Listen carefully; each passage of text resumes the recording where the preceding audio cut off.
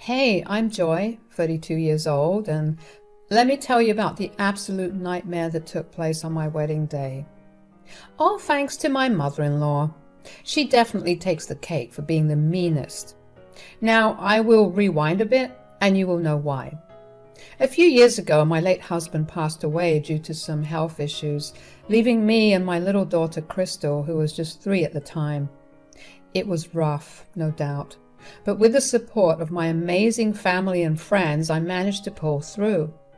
2 years after this difficult chapter, I met Corey, my present husband, at a karaoke bar. There I was, singing my heart out, and this guy showed up. Cute, charming, you know the type. We did a duet, thanks to my friends pushing us into it, and Corey, being the brave guy, asked for my number, and there it started. Now, dating as a single mom with a 5-year-old was no walk in the park. Most guys, once they found out about Crystal, they would bail. Straightforward and all, saying they did not want to deal with someone who already had a kid. I get it. It is not for everyone. But then there was Corey. So, Corey, it has been quite an evening, hasn't it? Your scientific stories are truly fascinating, but there is a matter on my mind. A little something to share. Oh, what's that? I hope it's not a confession of a secret life as a secret agent. No, not quite the secret agent revelation, but it is something personal. You see, I used to be married. Unfortunately, my husband passed away around 2 years ago, leaving me with a whirlwind of emotions. Oh, I'm genuinely sorry to hear that. I still carry his memory with me, but it is not just me he left behind. There's also our daughter, Crystal. Crystal? That is a beautiful name. How old is she? She's a delightful 5-year-old now. I'm laying this all out because, well, having a child might be a deal breaker for some, and I want to be upfront about it. A deal breaker? Are you kidding me? People have far stranger deal breakers. A 5-year-old is hardly an issue. I have enjoyed our time together. And knowing about Crystal doesn't change that. In fact, I would love to keep seeing you if you're up for it. Corey, that is genuinely heartening to hear. I'm definitely up for it. So there we were. A few more dates down the line and everything felt like a dream. Corey, the guy with a heart of gold, suggested he wanted to meet Crystal. That threw me for a loop. I mean, it was a big step, letting someone new into my little family. I did not want to confuse Crystal, but I could see something real forming between us, so why not, right? It made me feel warm inside, and I told myself maybe, just maybe, this was the beginning of something beautiful. I decided to invite Corey over to my place. Figured I would cook up a nice dinner, nothing too fancy, just something homely. As I was preparing, Corey walked in with this gigantic present for Crystal. I was taken aback, in a good way. Hey, Corey, what is that? Thought I would bring a little something for Crystal. Oh, you did not need to do that. Wait, let me get Crystal. I called out for Crystal and she walked in. Crystal, say hi to Corey. He's Mama's friend. Hi, Corey. Hi, Crystal. I have a question for you. Do you like dolls? I love Barbies. Is that a doll? No, not at all. How about you open it and see what it is? Crystal, being the excited little girl that she was, opened the present. Oh my God, it's a dollhouse. Look, Mama. I have got a place for all of my dolls now. It's so huge. I'm glad you liked it. Crystal, what do you say when someone gives you a present?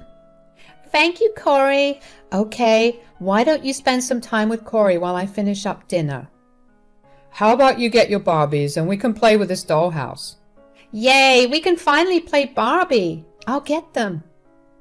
The dinner with Corey went great. I was delighted to see him being so gentle with Crystal. She was fascinated to meet him and they seemed to bond well. After that night, I realized how important it was for a male figure to be in Crystal's life, even though she knew about her dad going away because the angel took him, as I told her. Things were going smoothly. And then Corey invited me to his parents' place to meet his mom, Betty, and his dad, Max, for the first time. I left Crystal with the babysitter because I started getting nervous. It felt like being a teenager again, facing the in-laws for the first time. Even though I had been in this situation a fair number of times, in-law situations always gave me the jitters. Mom, Dad, meet Joy, a wonderful woman I've been seeing. Nice to finally meet you. Yeah, Corey's always so hushed up about his dating life. Never lets us meet his girlfriends. It's nice meeting you two as well. So, I have a few questions every mom would ask to check if the girl is good for her son. Mom, cut her some slack. She's already nervous. I don't bite. Fire away. Corey told me you've been married once before. Did you leave your husband or did he leave you? Oh, that was not the case. My husband passed away. Thank God it wasn't a divorce. That just only indicates how problematic people can be. Also, may I ask what you do for work? I'm a lawyer. Then you must be bringing in some good bucks, right? Betty, don't pry too much. I have got the right to ask. I'm Corey's mom. I started working again just a year ago. I had to take a break for my daughter. I wanted to be there for her as much as possible. Wait, what? A daughter? Do you have a daughter? Yep, I have a daughter. Didn't Corey tell you? No, he didn't. What I say might hurt you, but I am just looking out for my son. He deserves the best. Corey, haven't I told you how some women just want to trap you for money because they have ulterior motives? What if Joy here just needs you as an ATM for herself and her daughter? When you told me you were finally bringing a girlfriend home, I thought it would be someone youthful and full of life, not an old widow with some daughter. What a bummer. Mom, relax. This is why I didn't tell you. You always overreact. Yes, Joy has a daughter named Crystal, and I love them both. I love Corey, and I can provide for my daughter. I am not here for Corey's wallet. Would have been easier if your daughter wasn't in the picture, if I'm being honest.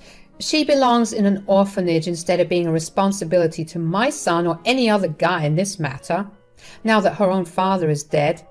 Kids like this should be put up for adoption. I'm sorry, but you need to leave. This is a lot for a mother to take in. All right, let's ease up a bit. Let them finish dinner you made. Well, I think I will just leave. Crystal needs me before her bedtime anyway. Hey, Joy, please stay. I'm sorry about all of this. You know, after that disastrous meeting with Corey's parents, I was ready to throw in the towel. Betty's words cut deep, labeling me as some gold-digging widow, and then saying all of that stuff about Crystal. It was heartbreaking. It hurt, but I thought I should spare myself from more of that negativity, so I took a break and tried to distance myself from Corey. But Corey, that persistent man, kept calling, apologizing for his mom's behavior. Surprisingly, I missed him too, and Crystal was also asking about him. Eventually, I caved. I called Corey back, and he assured me that he won't need his parents in our lives, especially not his mom. I agreed, and so it was just the three of us. Corey moved in, and things got surprisingly better. He stepped up in ways I had not expected. He became the father figure Crystal needed, doing everything her biological dad would have done for her, taking her to school, spending quality time, and being incredibly attentive. And with me, he was a dream, loving, caring, genuine, and, dare I say, romantic. A year after Corey moved in, he decided to make it official, in a romantic gesture that made me tear up. Corey asked me to be his forever too, so I said yes. Hey babe, I wanted to share something with you. What's up? Is everything all right? Yeah, everything's fine. It's just that I had a conversation with my mom. You know, I'm engaged now, and she didn't look exactly thrilled about it, but I convinced her to give you and Crystal a chance. Oh, I don't blame you for telling your mother about the engagement, but I don't know if she'll really accept us. Well, I know my mom. She is sentimental like that. The moment I told her about my engagement, she looked like she knew she was missing out on too much. Trust me, she could do everything and anything to be involved in my life. So I talked her into setting up a date so she could meet Crystal. I'm pretty sure meeting Crystal can change her mind. Look at Crystal. She's a joy to be around. Well, you are right. After all, they are your parents. You can't just push them away because of me. And if she is willing to give this a chance, I'll forgive her and give her a chance too. Thanks, babe. I knew you'd understand. I just want everyone to get along. So soon, Corey dropped the news that Mark and Betty wanted to visit our place, get a taste of our life, and finally meet Crystal. I agreed. I told Corey it was okay for them to come over. We were also knee-deep in wedding planning, 4 months left, and I was secretly hoping maybe I could change Betty's mind. She was going to be my mother-in-law, whether I liked it or not, and having Corey's parents at the wedding meant a lot to him. Corey had always been incredibly understanding and supportive, doing so much for me. This seemed like the least I could do for him. The prospect of winning Betty over loomed, but I was willing to give it a shot. I wanted his parents to see that Crystal and I were a package deal, that my little family was worth being a part of. Mom, Dad, welcome. This is our place. Your husband left you this? It looks decent.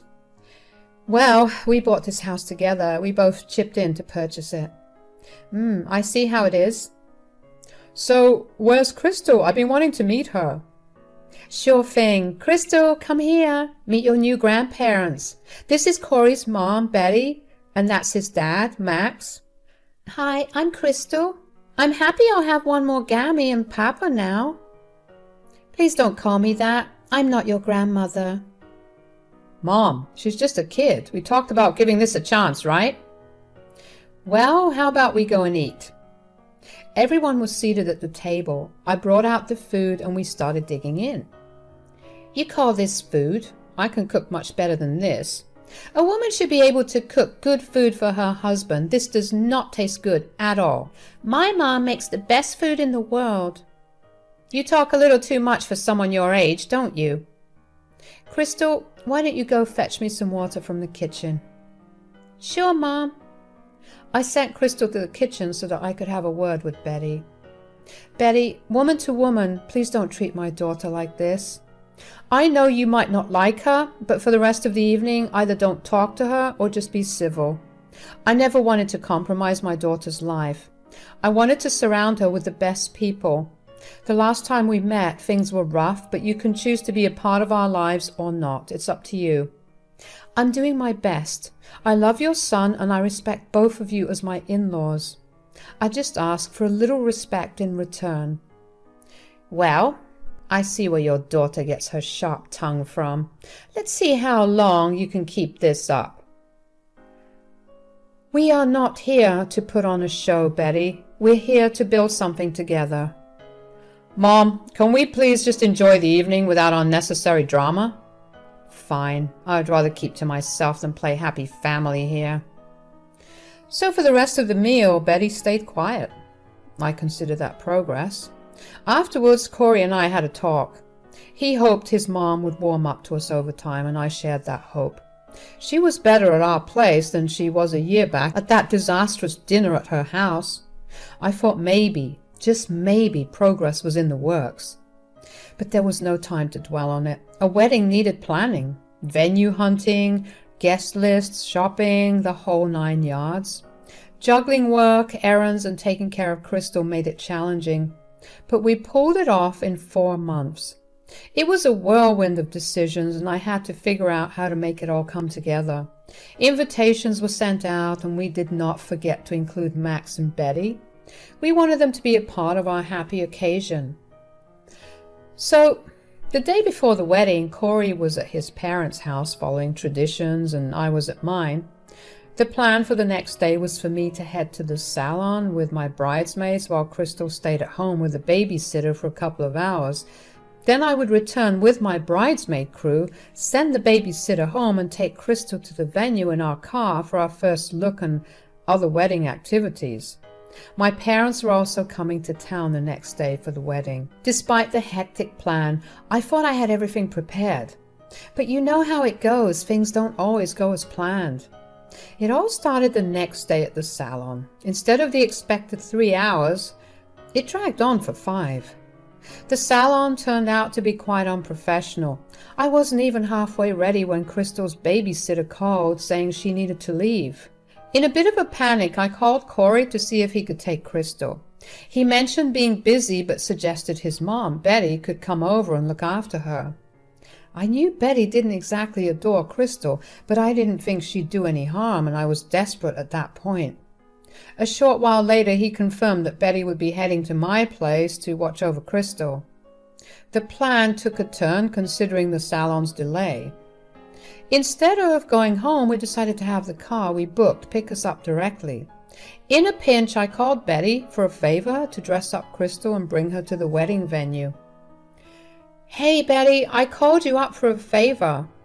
"What is it now? I'm already looking after your little girl. Don't you think that's enough?"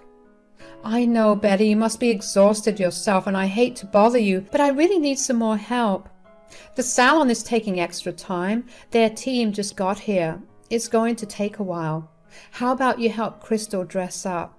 There's a pink gown in her wardrobe I got for her. Just ask her, she can show you. Put her hair in a nice updo. I can handle the finishing touches when she gets here. Could you please do that for me?" "Oh, I don't have an option here, do I?" "Hey, thanks a lot, Betty. You have no idea how much this means to me." The wedding day was proving to be full of surprises, but the biggest one was yet to come. After I made the phone call to Betty, I felt a bit relieved knowing that Crystal had someone to help her dress up and take her to the venue. I had the next 2 hours to get my hair and makeup done before heading to the wedding venue, conveniently close to the salon. The pre-wedding jitters were setting in, but just then, Corey's best man knocked on my hotel room door. I let him in, and he delivered the news that Corey needed to see me urgently, mentioning it was an emergency.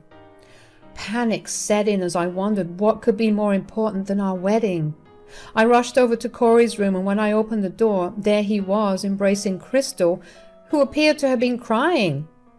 My heart sank at the sight, and fear crept over me. "Corey, what's happening? Crystal, honey, are you all right?" "Yes, I'm good now, Mama. I missed you." "You might need to sit down for this one." When I finished getting ready, I asked my best man to drive me to your place. I thought we could all go to the venue together so my mom would not have to go through the whole trouble to get a taxi. When I got there unexpectedly, no one was home. I tried calling Mom, but she did not pick up. So I video called Crystal on her tablet, and it was still at home.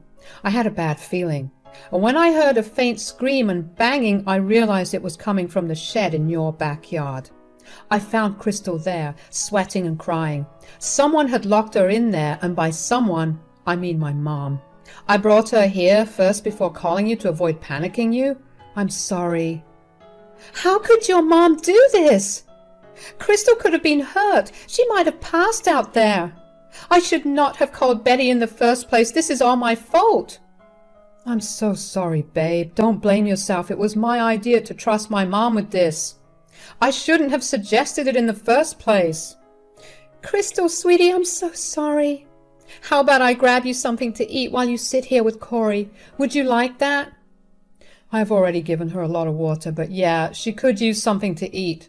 But what about my mom? Is she here yet? I have no idea.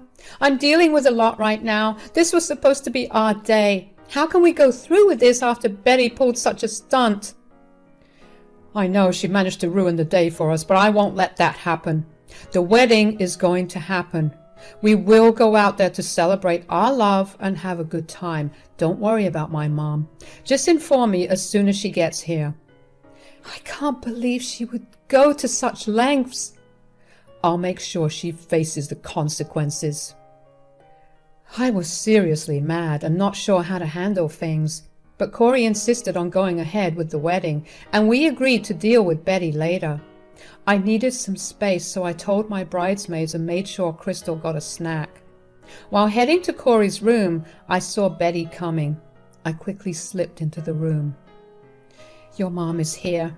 Why don't you sit in here and enjoy these snacks with your mom brought for you, Crystal? We will be back in a while. Corey and I stepped out of the room. It was time to face the storm. Hey, Mom, where's Crystal? Oh, I think she's checking out the decorations in the hall. Are you ready for the big day? Well, if she's out there, then who's in my room? What do you mean? Corey slightly opened the door and Betty peeked in. Mom, I know what happened. How did she get here? She wasn't supposed to be here today. I made sure that I locked it properly. Come on, Mom. You thought you could really pull something like that and just lie? And no one would suspect you? Now start talking and tell me what you did. I want to hear from you. Fine. After Joy called me, I was extremely furious. First, I have to put up with that little girl who doesn't even deserve a place in my family. And then I had to dress her up and get her to the venue like I was her babysitter or something. I got furious, so I took that girl's hand, took her to the shed and locked her in. Let me tell you one thing. When I locked her in, she didn't stop screaming and begging me to let her out. It was pretty satisfactory.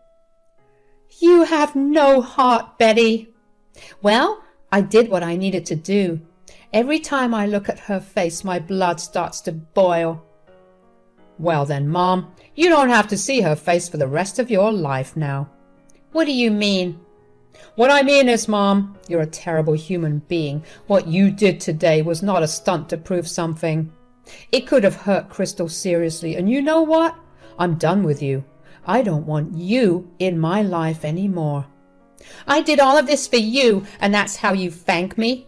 I've always wanted the best for you. You only think about yourself, Mom. I don't want any contact with you. Go home now. You can't be a part of this wedding ceremony either. I don't want you around me or my family anymore. Do you hear that? Son, please, you're making wrong decisions right now. You're going to regret this. I love you. Don't do this to me. I don't want to hear another word. We've already wasted a lot of time. Please get out. Otherwise, I'll have to call hotel security.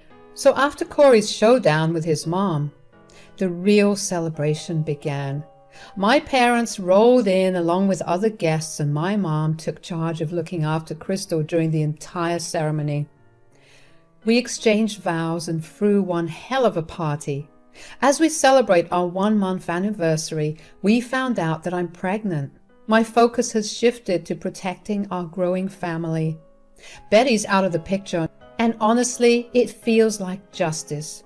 Max even distanced himself too after learning about her psychotic activity.